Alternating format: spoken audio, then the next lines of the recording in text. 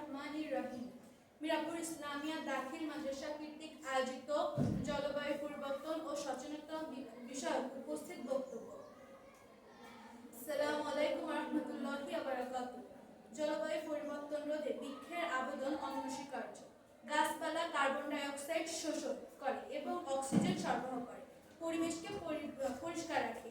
এছাড়াও বৃক্ষরোপণ ভূমিক্ষয় রোধ করে, ভূগর্ভ পানি ধরে রাখে এবং বন্যা ও খরা সহ বিভিন্ন প্রাকৃতিক দুর্যোগ প্রভাব কমাতে সহায়ক। বৃক্ষরোপণের মাধ্যমে জলবায়ু পরিবর্তন রোধে নিম্নলিখিত আবেদনগুলো উল্লেখযোগ্য। কার্বন ডাই অক্সাইড শোষণ। গাছপালা সালোক সংশ্লেষণ প্রক্রিয়ার মাধ্যমে বায়ুমণ্ডল থেকে কার্বন ডাই অক্সাইড শোষণ করে এবং কার্বন সিঙ্ক হিসেবে কাজ করে। এর ফলে বায়ুমণ্ডলের কার্বন ডাই অক্সাইডের পরিমাণ হ্রাস পায়, যা গ্রিনহাউস গ্যাসের প্রভাব কমাতে সহায়ক। তাপমাত্রা নিয়ন্ত্রণ। গাছপালা সূর্যের আলো শোষণ করে এবং তাদের পাতার মাধ্যমে বায়ুমোচনের প্রক্রিয়ার মাধ্যমে পরিবেশের তাপমাত্রা কমাতে সাহায্য করে। বৃষ্টিপাতে পানির বৃদ্ধি।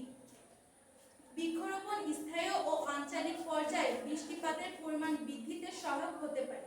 গাছের শিকড় মাটি ধরে রাখে এবং বৃষ্টির পানি সংরক্ষণে সহায়ক করে, যা পরিবেশের আর্দ্রতা বজায় রাখতে সাহায্য করে। ভূপৃষ্ঠের তাপমাত্রা হ্রাস রোধ। গাছের ছায়া মাটির তাপমাত্রাতে কমাতে সাহায্য করে এবং মাটির আর্দ্রতা ধরে রাখতে সহায়ক। মাটির ক্ষয় রোধ। গাছের শিকড় মাটি আঁকড়ে ধরে রাখে, যা ভূমিক্ষয় রোধ করতে সাহায্য করে। বিশেষ করে নদী তীরবর্তী এবং পাহাড়ি অঞ্চলে বৃক্ষরোপণের ভূমিক্ষয় রোধে গুরুত্বপূর্ণ ভূমিকা পালন করে। জীববৈচিত্র্য সংরক্ষণ। গাছপালা বিভিন্ন ধরনের প্রাণী ও উদ্ভিদের আবাসস্থল সরবরাহ করে। বৃক্ষরোপণ এবং বনায়ন বৈচিত্র্যময় সংরক্ষণে